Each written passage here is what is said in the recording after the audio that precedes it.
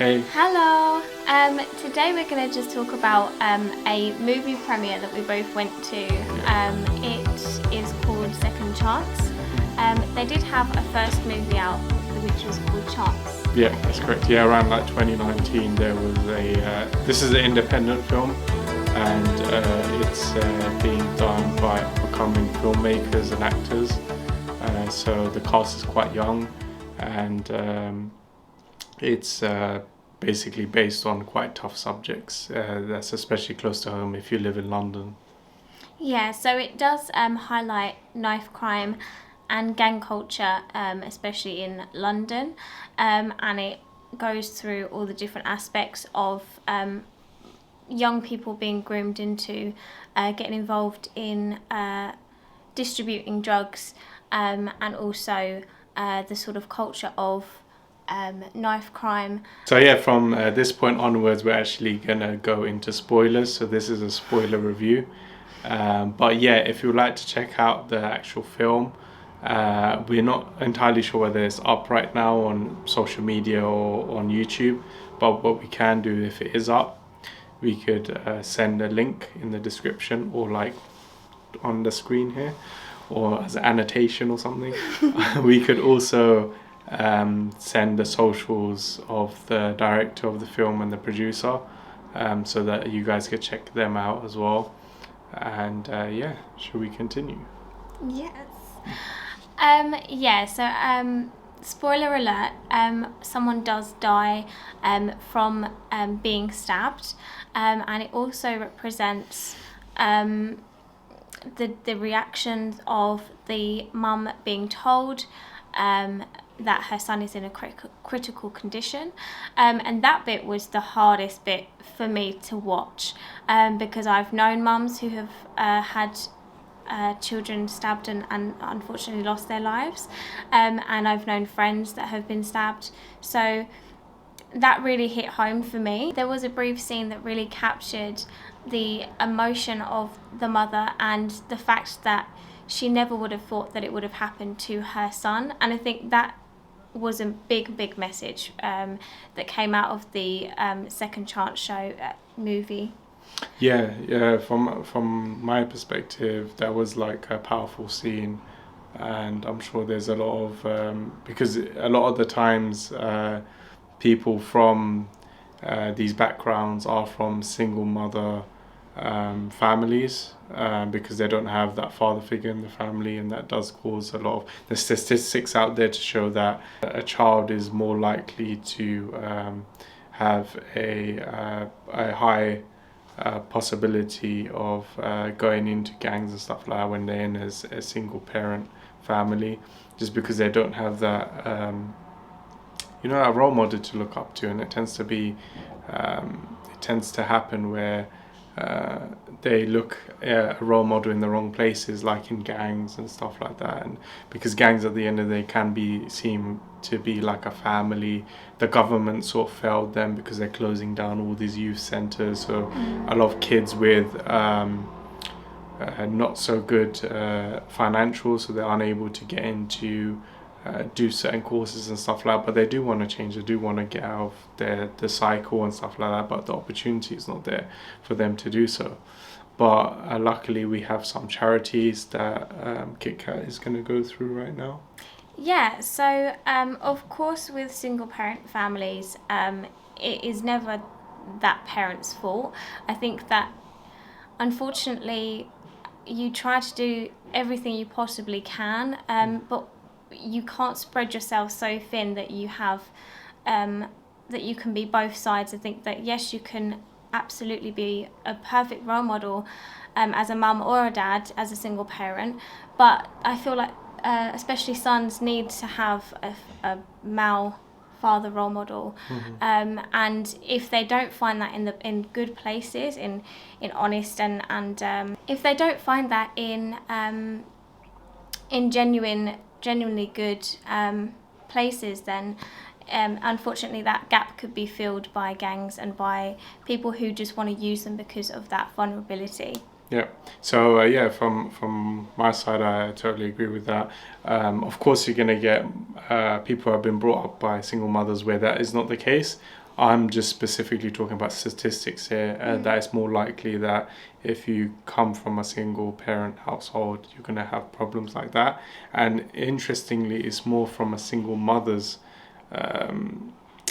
household than it is from a single father's household. And we'll post all these statistics down in the description below. It's quite interesting. The fact that a child being brought up by a single father is different to a single mother. But in general, it's the ideal scenario is to have both parents present when bringing up the child, and you tend to essentially not have issues where the child is going in and being lured in and essentially being groomed by these gangs. And it's not right, because a lot of the time these are children. They're like 13, 14, 15 years old. They don't know better. They see these adults, and these adults promising them big money, a family type of environment, and they essentially get attracted to it quite easily. And also it's cool, it gets portrayed in media. Not blaming media, of course. Like a lot of people growing up would watch movies like Boys in the Hood and stuff. Doesn't mean they want to join a gang. So you can't blame entertainment that way. But No. at the same time, if you're not being brought up in a way to understand that that's a fantasy, and that's essentially supposed to teach you a lesson, and that's like reporting in a way. The same way in hip hop, when they talk about gun crime and stuff like that, it's more reporting. It's not saying you go out and get a gun. It's just showing how things are in the streets and saying that this is something that the government should tackle. And also, I mean, some productions do represent it in a very glamorous way, and others don't. And I think I agree with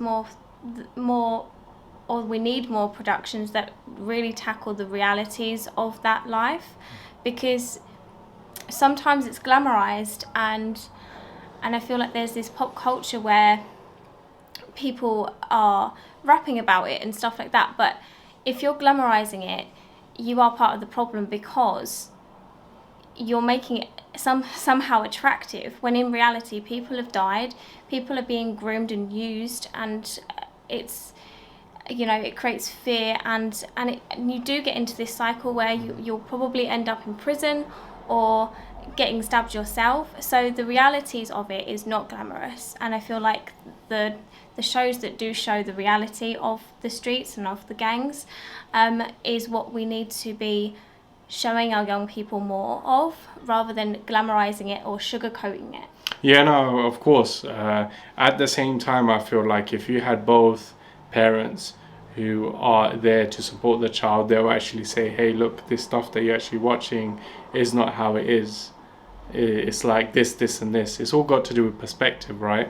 It's like if I play Grand Theft Auto 5, for example, and I've been taught in a way that this is a fantasy, this is not right, and stuff like that. You've been given morals by your parents. You're not going to go out and start joining a gang and stuff like that. It's all got to do with perspective and who is actually leading you up to adulthood, because that is really impressionable. You're really impressionable as a child. So whatever you're essentially learning in your teens will be how you are for the rest of your life, and it's really difficult for you to change your views from then. So literally that's your development age, is in your teens, and that's why gangs target those type of people, because they're quite impressionable, they're easy to manipulate. I feel like as well, obviously the statistics do go more towards single parents, especially single mothers, but I think that gangs don't care in terms of, if you are vulnerable or impressionative, which a lot of young people are, like, I'm sure that all of us to a certain degree have done things out of peer pressure, and that doesn't necessarily mean that you're from a single parent household. There are instances where it is a mother and father, but because maybe they have to work a lot, or they're not around as much, you leave school and then you've got maybe 2 hours before they come home from work. In those 2 hours, the people you hang around with, the people that target you, is very important for you to be able to know how to handle a situation, what to avoid. And yes, it is to do with parenting, but also it's to do with, teaching kids from a young age both in schools as well. I think that there should be more onus on the teachers making sure that the kids are safe and understand that once you leave school you still have to be aware of certain things, dangers and stuff like that, because sometimes parents do say stuff but kids just ignore it, or or a kid is a bit rebellious, and I don't feel like just because a kid is rebellious doesn't mean that they should end up in a gang or be targeted, but unfortunately that is what happens. Yeah, and of course, like it also stems from classism as well. Like we obviously have different sets of classes in terms of finances and stuff. Like obviously the lower class income families, even though they have a mother and father in the family, but because they're in a lower income housing area, there tends to be more crime and there tends to be more people recruiting people into gangs, because essentially that's what they're doing. They're recruiting the younger generation into that organization, and it's just a cycle. Yeah, absolutely. And I think the way that I view it, no individual that has been groomed into a gang is a bad person. I feel like you can always rehabilitate someone, you can always get out of that cycle, and that is just my view. I know people think that once you're in it you're an evil person, all of this stuff, but there is people out there trying to change that imagery of these individuals, because at the end of the day, as you said, it's an organisation. It's the people that recruit these kids aren't even the big bosses. They're not even the big man. They're not the people actually getting the drugs and all of that for themselves. They're getting it from a hierarchy of people. So you have to understand that if you're in it, or if someone is groomed into it, I don't see them as bad people. I see them as vulnerable, and I see them as unfortunate to have gotten into that situation. But I would never say, right now you're in it, that's it. Yeah, no, I totally agree. There's always room for someone to go get therapy and help, and there's charities out there for who actually are. Some of these people who run these charities are ex-gang members who obviously left. I grew up seeing talks even in our school of ex-gang members or people who have been to prison who want to change and essentially flip over the leaf and live a honest life. And of course, there is room for change and do the right thing. There's it's not one of those things where like you've gone into a gang, there's no turning back sort of thing. Of course, there's people who are scared because of gang retaliation and stuff like that. Well, that's when it gets a bit complicated. And it is easy for us to say that you can get out, and I know that it's drilled into people, this sort of fear of snitches get stitches, and ride until you die, all of this stuff that does trap you mentally in the gang culture. But there are people out there who've gotten out. There are people who are trying to help. Some charities I found just through researching it. You can do your own research in your local area if you need to, if for yourself or for someone that you know.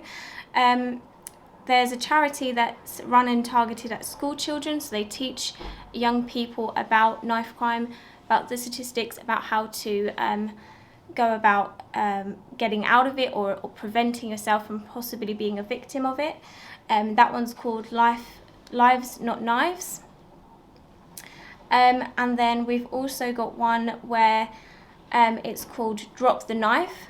This one I particularly like because it has activities that persuade young people to get into boxing, which teaches discipline. It gives them something to do.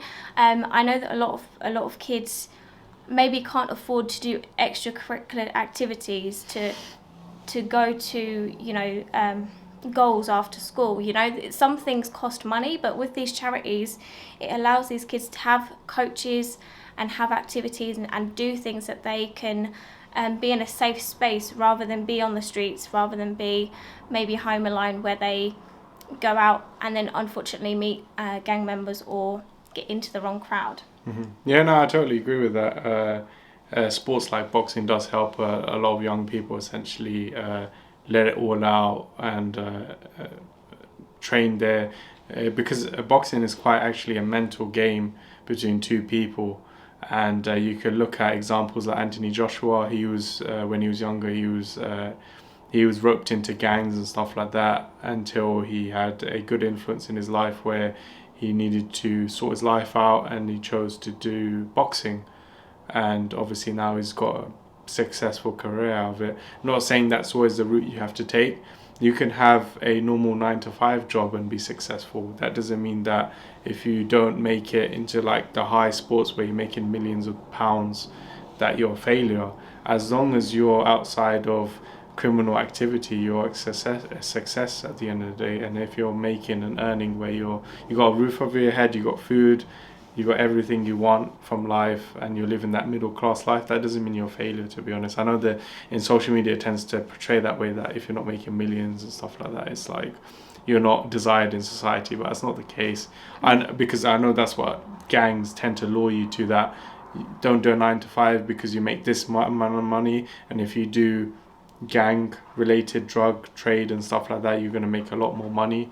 That's not always the case, because most of the big money goes to the big people at the top of the hierarchy. You get the peanuts at the end of the hierarchy, and then at the end of the day you don't have nothing to show for it. And at any point, you that whole in terms of below the top dogs, they're the ones who end up getting investigated by the police and get thrown in jail. The top dogs never get thrown in jail. It's always going to be the kids or whoever's actually dealing at the bottom end of the hierarchy. Yeah, exactly.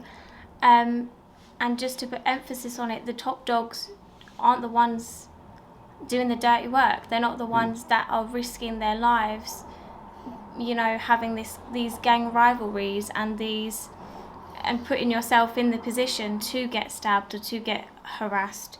And there was one more charity I wanted to talk about. It's called Hard Calls Save Lives. It's a group of mums whose sons, or I think it's mostly sons, have been stabbed and due to gang culture. And again, they are trying to create awareness and also charity for people in any sort of vulnerable situation that might be getting involved in gangs. So that's another big one I wanted to shout out about. But yeah, you don't have to do the traditional boxing. There's theatre, there's, just meetups where, it's a safe space for these kids.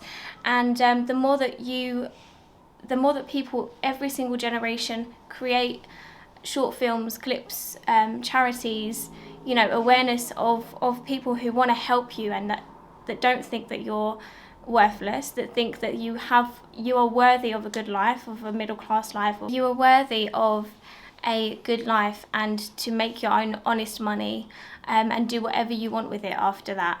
I feel like, of course, crime is a crime for a reason, and none of us as human beings want to actually stab someone, because that will be internalized, and you will feel guilt and a lot of shame for that if you do stab, or of course if you are the victim of a stabbing, then you leave this earth really hurting the loved ones around you, your mum, if you've got a dad, your any siblings, your friends, you've got people who want to see you succeed. So please reach out to these charities if you feel like you're vulnerable, or if you want to just chat it out about a certain situation that you might feel like may lead into something you don't want to get into. So let's rope it back into the film. So the film was around 35 minutes long because it's a short film, and it's a continuation of the 2019 film. And essentially what happens is that the story focuses on these two kids, just your run-of-the-mill teenagers, having fun and stuff like that, getting roped into doing drug trading, and they get roped into these certain adults that obviously want a cut of what's happening, and the kid tries to run away, gets stabbed, and unfortunately it then shows another part where someone gets kidnapped, someone's mother gets kidnapped, and then it shows there's two ways you could handle everything, right? One way, you could do it the right way, which is approach the authorities, get these people arrested, or you could handle it yourself, where you're stabbing people up, you're get done for murder, and then you're just in jail for the rest of your life. And that was a good point towards the end, that showed that you always have different choices in life, and you have to essentially own up to those choices and make sure you choose the right one. Exactly. So yeah, anything else you wanted to say? So yeah, definitely check out the short films. I'll put the original one in the description as well as the new one if it is available for streaming platforms. We'll also put the social media of the director behind the short film, and hopefully he does more content similar to this. And yeah, big up the actors in there as well, because at the end of the day, these are kids as well, and they're actually doing a good output. They're doing essentially theatre, they're doing short films, they're doing acting, rather than being on the streets doing nothing. And yeah, they're gaining skills, of course, and they're within a community of people that want to raise awareness and do well, so and make a difference. It's change. That's the main thing, is that it's changing the environment that people have been born into, and hopefully with time and with more people like this, and with more charities like the ones that you stated earlier, things will slightly get better, and will reduce the gap between the poor and the rich. Fingers crossed. Cool. Anyway, that's all for today. I hope you liked today's episode. Thank you so much. Thank you. Please like, subscribe, and stay tuned for the next episode. Cheers. Bye.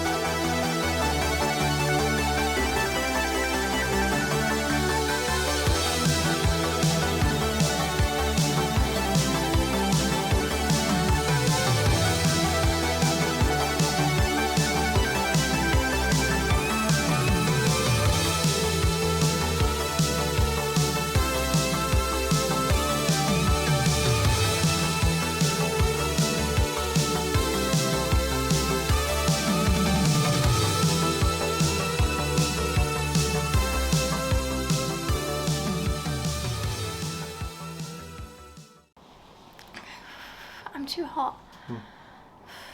Alright then.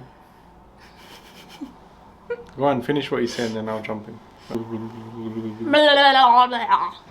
3. Sorry. Why have you got your phone out? Because I need to have my... There's your notes. These are the names of the things, isn't it? Oh, is that what you want to start with? No. What do you want to start with? Do you want to start with... we went to a place. Yeah, sure. A place, yeah. Went to a place, basically, and... What's the name of the place? Do you know the name of the guy? No, the name of the film.